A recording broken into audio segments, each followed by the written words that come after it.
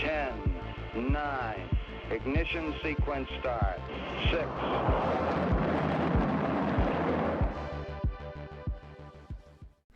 Hello and welcome to Rocket Fuel, your daily update of everything that's happening in the Rocket Pool community. My name is Wack Wack Attack. Today is April 5th and we're going to be spending a lot of time talking about the deposit pool. So for those of you who watched yesterday or who have been following in the community for the last few weeks, you know that there was a vote to change the size of the deposit pool and the target rate of RETH. So yesterday that was supposed to go live at 8 p.m. Eastern. So here we had Langer's about half an hour before the update. He said, in anticipation of Atlas and in accordance with the PDAO's decision, we will apply the Atlas protocol parameter changes. At the time it said 32 minutes, but now it says 14 hours ago. So then there's information about RPIP 16, where the information was founded. It says these are PDAO settings changes. Consequently, the team will execute it via the PDAO Guardian. The arbitrage for the deposit pool limit change is small compared to our overall TVL, so we will not be capturing it to simplify the release. This is the first step towards scaling Rocket Pool, with Atlas to follow in the coming weeks. So I'll talk about this one thing about the arbitrage, about capturing it. We talked about it a little bit yesterday as well. Basically, the premium was so low that it was only going to be worth around, well, depending on your estimate, between 5 and about 15 ETH to get that arbitrage. And it seemed as though only around 7,000 RETH mint, like ETH worth of RETH mint, was like the sweet spot for maximizing your MAV yield, because then you just incur slippage. So people were wondering if they could arb that themselves, or what the process might look like. And what happened is there were a couple of community members talking about it. Romano was one of them, who actually tried to put a transaction together, but it didn't work for Romano, sadly. So a little while later we had this update. We had this update from Langer saying, hey everyone, the RPIP 16 parameter change has been applied. The deposit pool limit now is 18,000 ETH. The target RETH collateral rate is 1%. As a consequence of the deposit pool increase, there is now room for deposits. There is room for deposits for now. So we already knew this because we were watching events and Etherscan to make sure that the transaction had gone through. Where's the events page? It's right here. So right at 8 o'clock Eastern, we started seeing deposits coming through, really nice ones. So this was 1,061 ETH was deposited here, another 1,000. Basically, this is all within seconds. 600, 540, and the new milestone reached of 220,000 RETH, and then another 1,000, another 180, and then we started seeing some smaller amounts like 50, 5, 400, 300, 440. So these were coming through like literally within the first couple of minutes. So what ended up happening is that we hit around that 7,000 number, around I think 11,500 in total, like 6,500 ETH was deposited in the deposit pool within the first minute or two of the block size, the deposit pool size expanding. And that was really great. We got lots of small deposits coming through as well, like 2 ETH, 7 ETH. Here we had a community member, DMC D McCartney, having 3 ETH deposited in there, so doing their part, but they were still kind of trickling through, but it was a little bit slower, and it looked like we were kind of staying at that 11,000, 12,000 kind of number, and then it carried on growing overnight. One of the things that happened right away was that the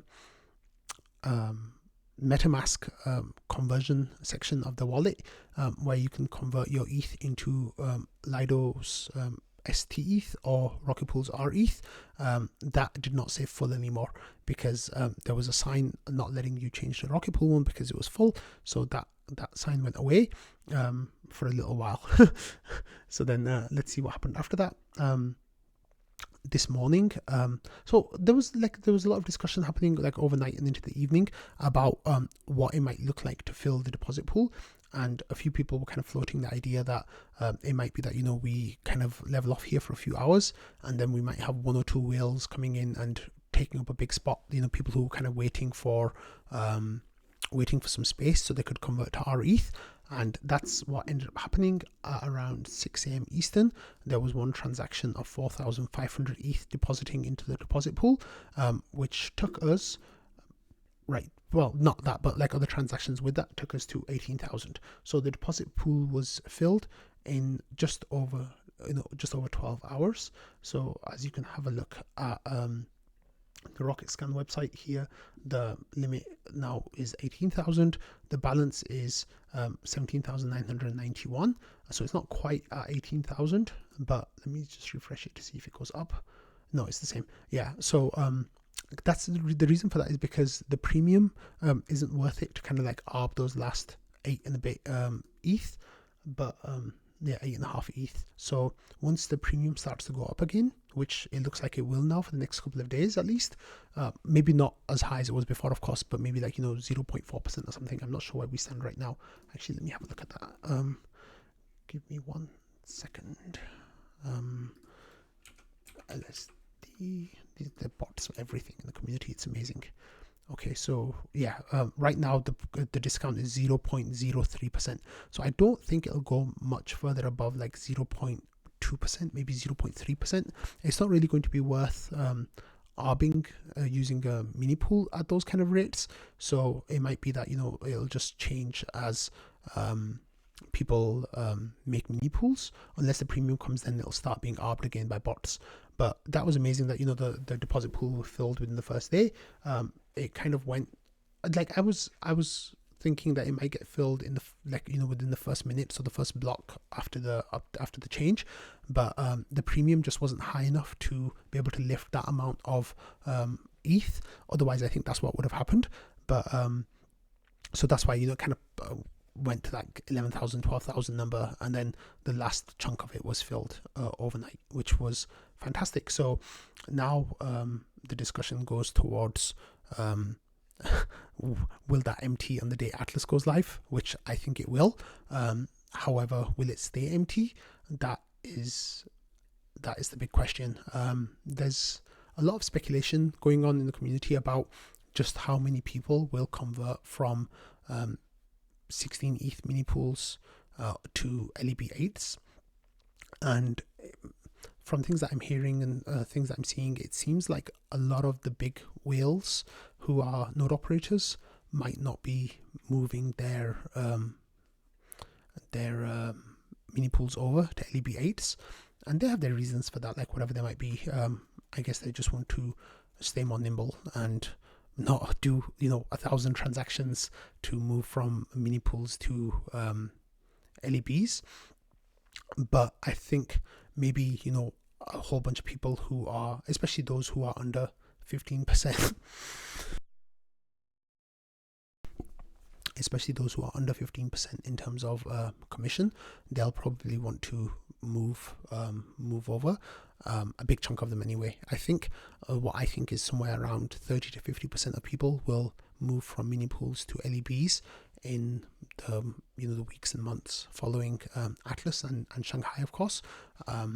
The higher that number, the better, of course, because it just means that we can lift so much more. Like the TVL will grow so much. Then the fear becomes, will we have the RETH demand to be able to like absorb that? So the last time we had space in the pools was kind of like between May and then like into the beginning of October, like end of September. Basically, the pool was quite empty for those few months there. But for the majority of the time, it's been closer to being full than to being empty. And I think that might be absorbable for like, you know, a few tens of thousands of ETH. More than that, I think we really need like hyper staking, like folding, to grow, to be able to like keep up with the demand of node operators requiring ETH. And that is because even if, you know, 50% of current mini pools become LEB8s, that would still give us, you know, 150,000 ETH worth of our ETH minting capacity. even more, maybe somewhere around that number, I think, which is a huge amount. Like that will basically nearly, like I think we only have 220,000 so far, so it'll be nearly 100% increase, and that yeah, we'll have to see how that gets absorbed in the weeks and months to come. I think if once hyperstaking comes, especially Avi's E mode, because that's just a well-established piece of software, like a service, we'll be able to like really meet that demand, and at that point then we'll be node operator constrained. So I think there's a dance to be danced, and how that dance goes over the next month, 3 months, 6 months, I think will put us in a really good position to see what Rocket Pool's growth is going to be like. I of course am like, yeah, guys, what my position is, but I think that it's going to be really exciting to see how it plays out. But I'll definitely keep you all up in the loop with that. So next we had the community call, which was supposed to feature Telefinance. However, Telefinance were not able to join, I think, or didn't show up. So it was just Ken and Mav, I think. I wasn't able to listen into the call, but Patches did an amazing job of providing a summary of the call. So the beginning of the call started with an update on Atlas about our ETH holders just can relax through the whole process. They've got nothing to do, no worries. There are no changes happening to our ETH. If you have our ETH, just enjoy it and relax. So yeah, that's good. With the audits about Atlas, the main report was released last week, and there's still one change pending, a medium priority change. There was a bit more detail given about what that actual the bug was. So it was a grief where someone could front run your mini pool distribution by sending you basically enough ETH to push it into like the 8 ETH plus range. So it make it look like you exited when instead you were skimmed, and then they could steal your rewards for our ETH holders instead of coming to you. So it was that kind of a griefing exploit that would cost the attacker a lot of money.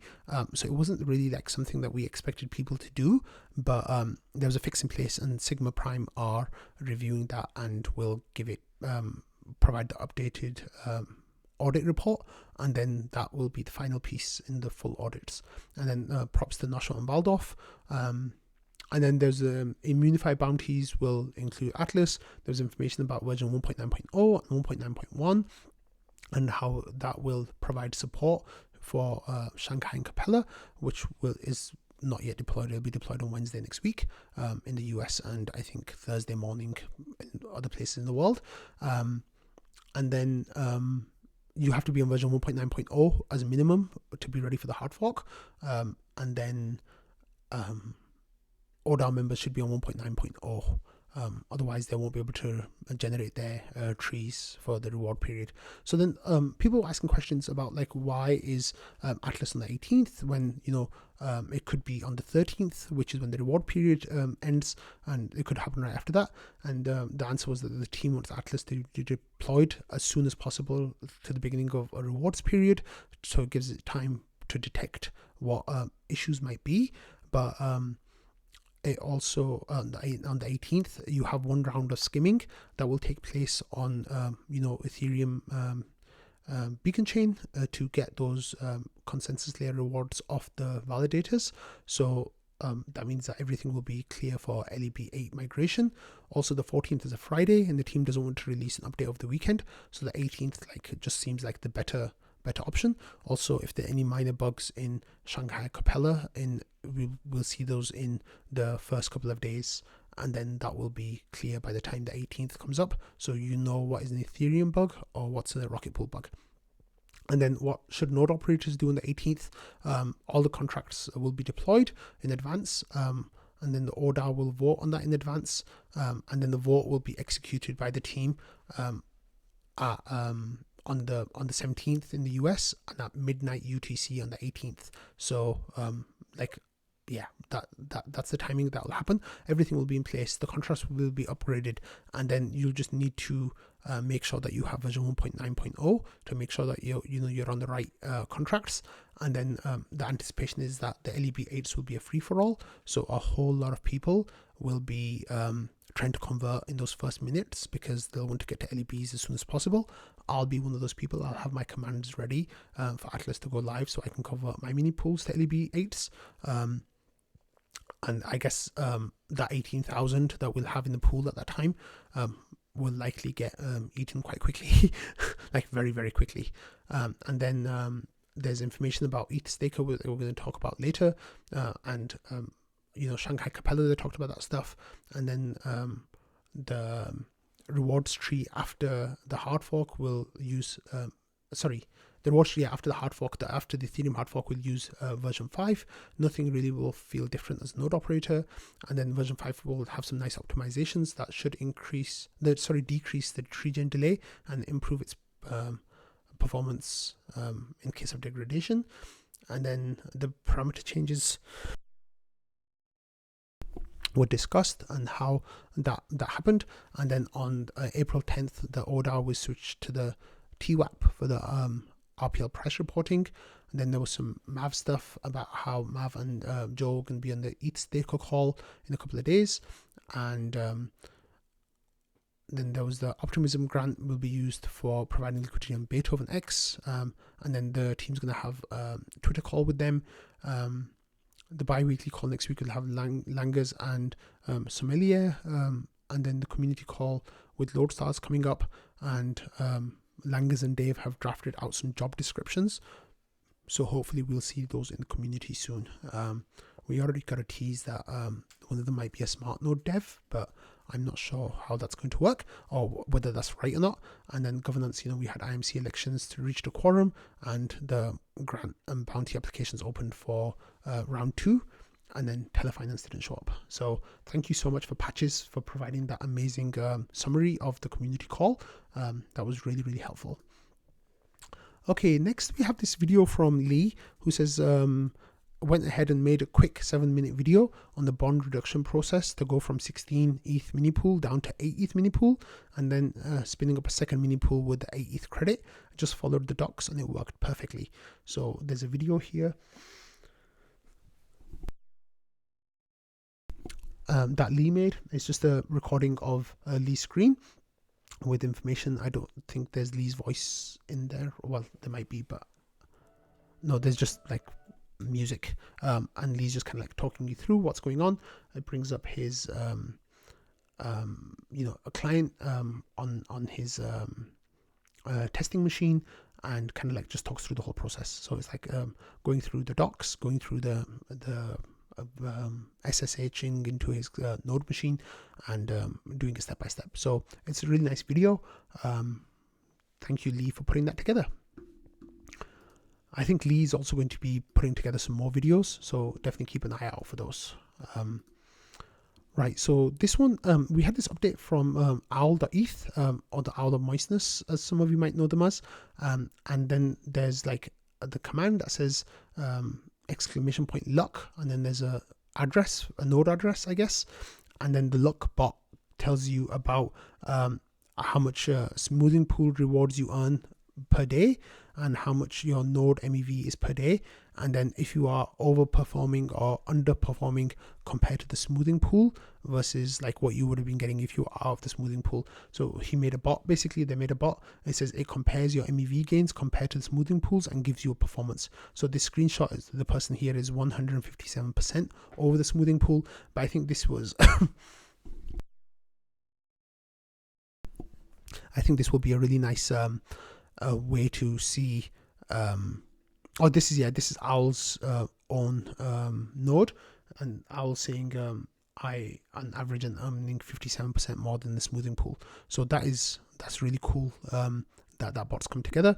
and then I'll give a little bit more information saying it calculates your gains based on how many mini pools you had on a day.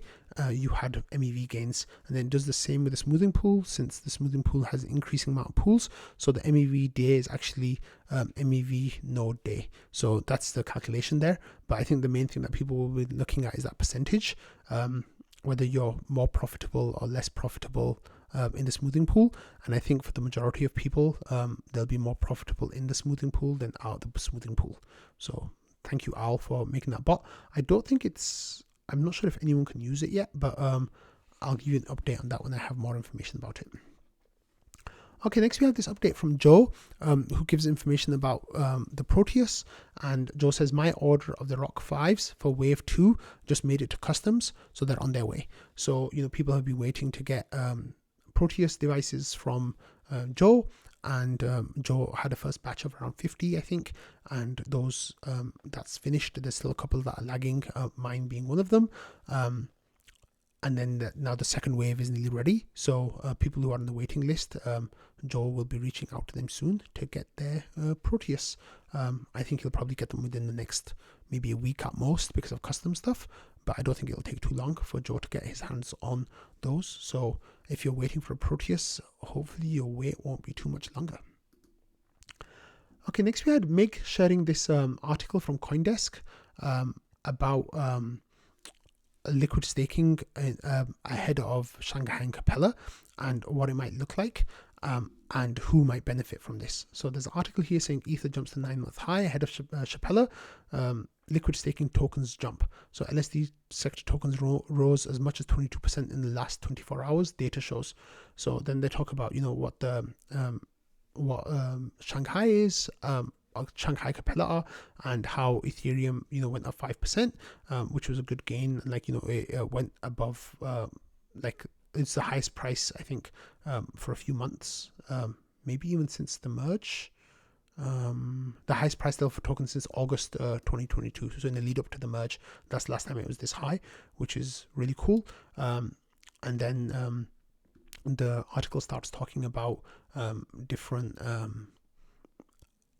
staking tokens, and then it says so far stakers have relied on liquid staking platforms such as Lido and Rocket Pool, which issue LDO and RPL tokens respectively to capture yields from staking Ether on Ethereum nodes while freeing up capital for other uses. Uses range from using these tokens as collateral for loans or margin trading to earning additional yield. So I think there was a little bit of a mistake here in the article, because the uses that they're describing here are of the staking tokens that come from Lido and Rocket Pool. So instead of LDO and RPL, here they should have been talking about STETH and RETH. But the idea of the tokens gaining, is definitely some of the numbers just didn't work here. Like it says, RPL led gain, Lido, LDO and RPL led gains in the sector with 5% rise each, but that number was actually closer to 10 and 15% yesterday. And then smaller tokens such as stayed as SD surged 22%. So the article is interesting, but I think there's some issues with it. Maybe I'm misunderstanding what the content is, but I think this idea is the main reason why I wanted to cover this article is because there's this idea that's kind of spreading through the crypto communities, like the Ethereum community and maybe even wider, that the play that might be most profitable now is going with the tokens from the staking services, because people expect a big increase in staking to happen. Some of the conclusions I don't agree with. I don't think Lido definitely will be a leader of gaining percentage share of Ethereum staking. I think they'll be a loser, maybe not as big a loser as some of the exchanges like Binance and Coinbase, of course, who have staking services. Kraken's, of course, was shut down, so they're going to go to zero. But there's definitely big inflows that will happen into decentralized staking options. But I think Lido, being as big as it is, might actually lose, hopefully will lose a market share instead of gaining market share in this situation, because they're already too big. So it's going to be really interesting to see. But this idea is definitely spreading across like the crypto communities that, the play on the tokens of staking services might be the way to go. And that's kind of what happened with the lead up to the merge, where that idea was kind of like strong as well. And, we had some good price pumps. But right now, the RPL token is a much better platform than it was at that point. So if we get a similar pump over the next few weeks, I think there might be some good things happening. Of course, not financial advice. So moving on from that, we had this post from Fizz yesterday, and he linked to an RETH Finance post on Reddit, and Fizz has good details about the Capella upgrade call on April 12th. So if we have a look, there's this post from Logic Beach, who says, greetings fellow Ethereans, there'll be a Capella upgrade happening, Shanghai and Capella, and it will introduce ETH withdrawals. And then it says, to celebrate the upgrade, ETH Stakers hosting a live stream event, which will bring our amazing community together. So that, I think most of, Ethereum community will be tuning into that. Like, there's always a really nice group of people who host the hard fork calls. And I think a whole bunch of people will be watching it to make sure everything goes smoothly, which I'm fairly sure that it will. Then they're saying, like, Logic Beach here is saying, as a special treat, we're inviting all of you to join us in creating a massive collaborative art piece during the event on a special POAP.art canvas. So as there was a canvas for the Shanghai hard fork, for the merge hard fork, then there'll be also canvas art for the Shanghai hard fork. So it says, who you and your whole community tell your friends. So the Rocket Pool community will probably organize in a thread under trading in the next few days to try to figure out what we're going to put on the canvas, and get people like rallied together to do that. And it says what's going to be happening. There's going to be the live stream and a pop art party, and then there's information about when it's going to start and how you can get involved with that. And if you don't have any POAPs, you can buy this POAP for $2 to get you eligible entry into the canvas. But there'll be a whole lot of like different communities with their POAPs that are set as tokens for entry for that. So if you're in the Rocket Pool community and you've got some POAPs, I'm sure a whole bunch of those will be eligible for you to draw on this pixel art. So that's really cool that these events are happening. It's really nice that the whole community kind of comes together for those few hours just to make sure that everything is going well. So thank you for the ETH Staker team for putting that together. That's really cool. Okay, next we're going to talk about a couple of things that are not, okay, so this is actually like Rocket Pool related. So Wanda is a member of the NodeSet team. NodeSet, for those of you who don't know, are trying to make like a layer 2 for Rocket Pool, where people will deposit their ETH and people will deposit their RPL, and then those will be combined and sent to Rocket Pool node operators to stake on behalf of NodeSet users. There's like some really, really great stuff happening with that project, and I'm super excited about it, and I can't wait to like start using it. But Wanda here has an update. He says, recently we reached an agreement with an experienced engineer to help lead NodeSet's technical development. In a few weeks' time, we'll introduce him to the community properly. But in the meantime, I want to remind everyone that we're still looking for a highly experienced Solidity engineer.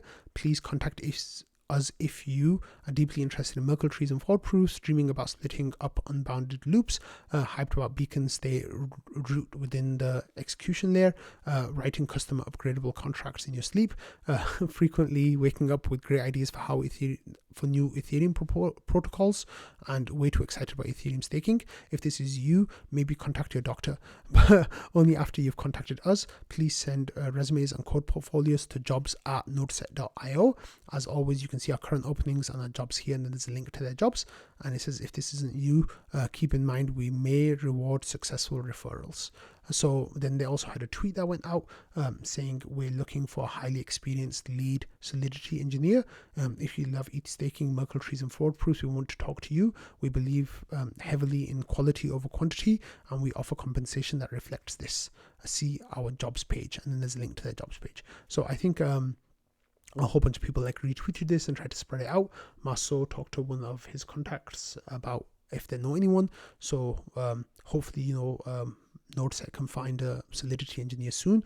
I know that Wonder has needed help with getting those smart contracts right. It's going to be a really complicated project, so it's great that they're hiring experienced people, and not only that, but they are making it clear that they will compensate people accordingly. So that's really good. And I'm really happy about that. So definitely check out NodeSet if you don't know anything about them. They've got their own Discord, and they're doing some really cool things. So definitely keep an eye out for what they're doing. And finally, I talked about Euler yesterday, and this will probably be my last update about Euler Labs. But they gave an update of what happened and how they got all their funds back, which is absolutely amazing. And they said this is one of the largest recoveries in DeFi history, and all the energy is now turned to making sure the users can claim back their share of recovered assets as soon as possible. So what happened was they got a whole bunch of information about the person within 24 hours of the attack, and they got some good leads, but then they kind of went quiet to make sure that they were doing the investigation, and they felt that some community members were kind of kept in the dark, and they were sorry about that. And then they said the sustained communication blackout was no doubt an especially frustrating time for affected users, but we had to keep the investigation going. And then they said that the strategy worked out. They did some public discussions with the hacker and some private communication with the hacker as well. And eventually the hacker was convinced to do the right thing and return the funds. I'm not sure what is going to happen with the information that they gathered about the hacker, whether there will be like legal action taken against them, like criminal charges brought depending on the jurisdiction they're in.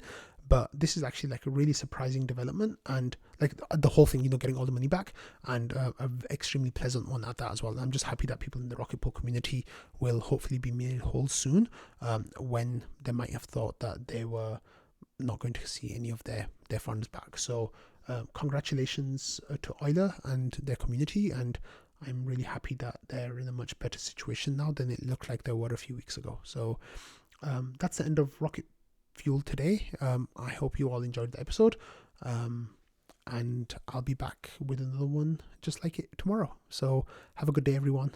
I'll see you soon. Bye.